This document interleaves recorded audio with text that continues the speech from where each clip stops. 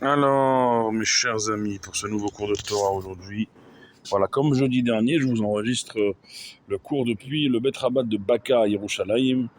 Et voilà, vous voyez derrière moi une vue sur Yerushalayim dans la nuit. Et Baruch Hashem, alors c'est pas encore éclairé au Bet Rabat comme la semaine dernière, mais ça va l'être très bientôt. Et voilà, j'ai envie de vous enregistrer ça dans des heures raisonnables, même si la semaine dernière, ça a mis du temps quand même à se charger parce que je suis pas en Wi-Fi dehors, je suis en 4G. Mais bon, peu importe le temps que ça prend à charger, vous le recevrez ce soir, Blinéder, avec l'aide de Dieu toujours. Un cours donc veille de Shabbos, veille de Shabbat, parachat de Vaïtranan. Alors, hier on a parlé sur parachat de Vaïtranan, on a parlé du premier mot que Akadosh Baruch Hu, selon le Or HaChaim Akadosh, Rabbi Chaim Ben Attar, que son grand mérite nous protège à tous, amen. Il nous a dit que c'est Akadosh Baruch Hu qui supplie le Ham Israël, qui supplie le peuple juif de revenir à lui pour Nahamu Ami, pour nous apporter la consolation avec Mashiach et la délivrance. Eh bien, ce soir, on va parler en bougeant le moins possible parce que je vous donne peut-être le tournis, voilà, je me suis fixé. On va parler ce soir d'un autre aspect de la Parashat Vaïtranan qu'on va lire ce Shabbos. Ce Shabbos, c'est un Shabbat Nahamu, c'est le Shabbat de la consolation, le premier après Tisha B'Av. Et dans la parasha de Vaïtranan, il y a un inyan que Vaïtranan, c'est Gematria, valeur numérique 515, ce qui équivaut en langage de Techina, pas la Techina qu'on mange, hein, un synonyme, enfin, c'est même pas synonyme, c'est un mot qui désigne en hébreu également une supplique, une supplication que Moshe Rabbeinu a fait à Dieu pour le convaincre de le laisser rentrer en terre d'Israël avec le peuple. Et on dit que Moshe, pour convaincre Hachem, pour convaincre Dieu de le laisser rentrer avec le peuple en terre d'Israël, on dit que Moshe, il a prié 515 suppliques. Valeur numérique du mot Vaïtranan, 515. Jusqu'à ce qu'Akadosh Baruch Hu, il lui dise stop, arrête de prier, parce que encore une supplique supplémentaire et je serai dans l'obligation, moi Dieu, de te laisser rentrer avec le peuple en terre d'Israël et j'ai juré, j'ai promis que tu ne rentrerais pas.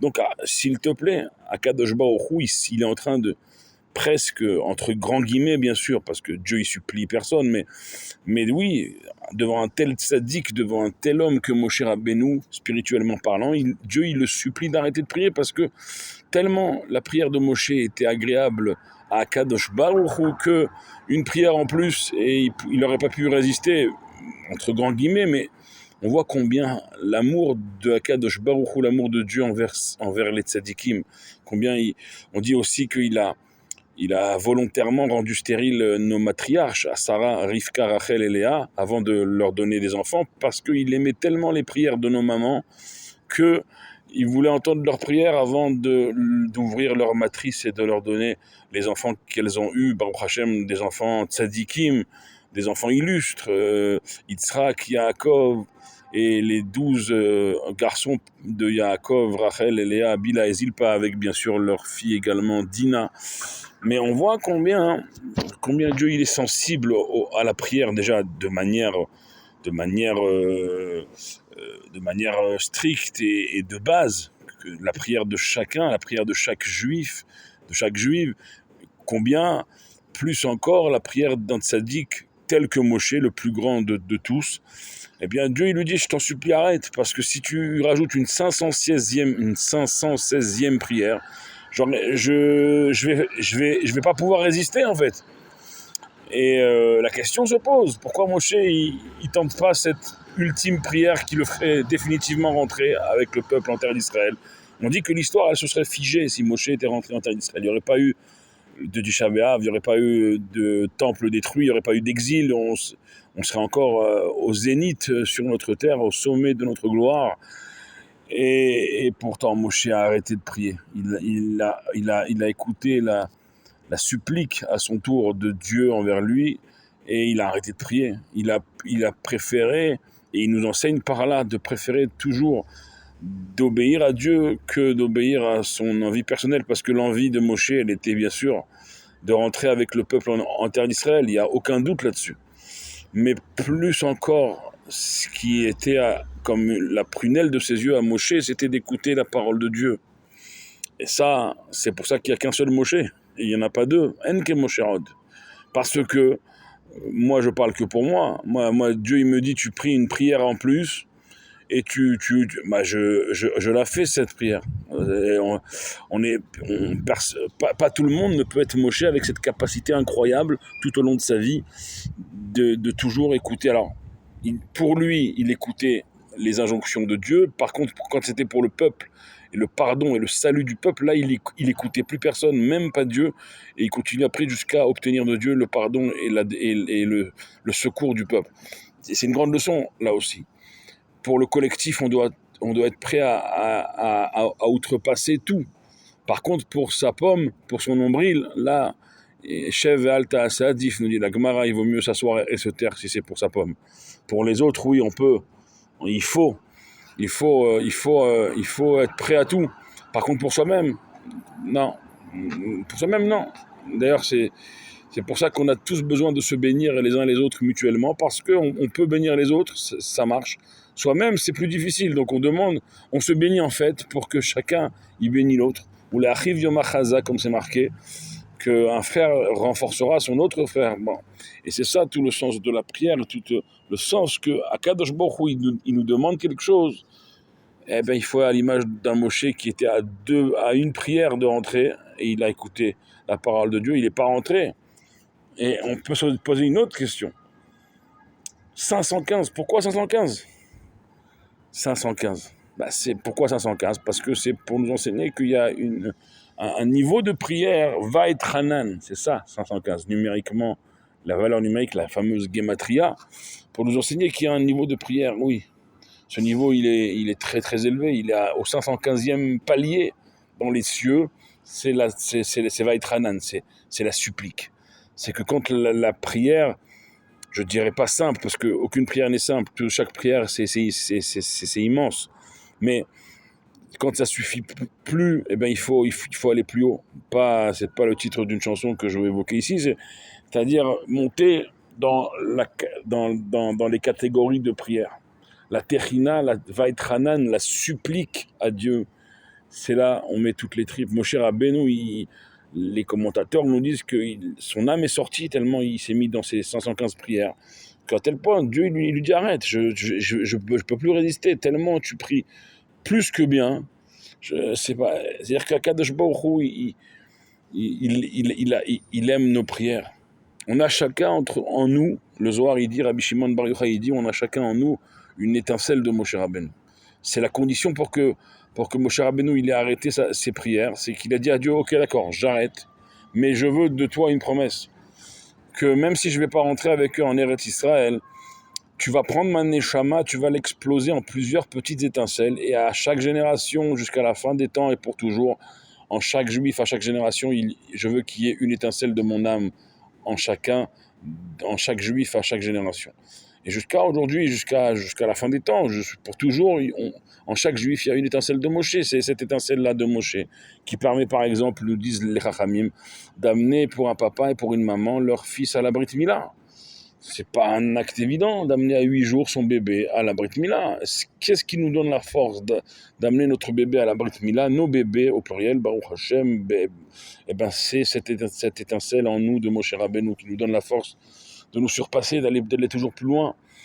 Et à notre peuple collectivement, Moshe, il est en chaque juif, en chaque israélien ici bien sûr, et en chaque juif dans le monde entier. Il donne la force de se surpasser à chaque instant, à chaque situation.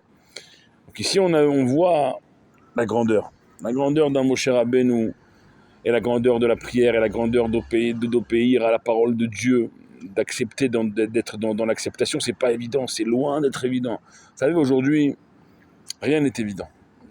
Encore une fois, on vit une époque, Alors, il y a eu la Shoah, bien sûr. Et c'est pas comparé. Il n'y a rien qui peut être au niveau des souffrances terribles de la Shoah, bien sûr. Bien sûr. Mais aujourd'hui, c'est pas bien sûr qu'aujourd'hui, le 7 octobre nous a amèrement rappelé que ça pouvait revenir. Même 60, 70, 80 ans après, ça pouvait toujours revenir. Mais après ce 7 octobre, la souffrance, je pense surtout aux familles des otages, encore otages, elle est morale.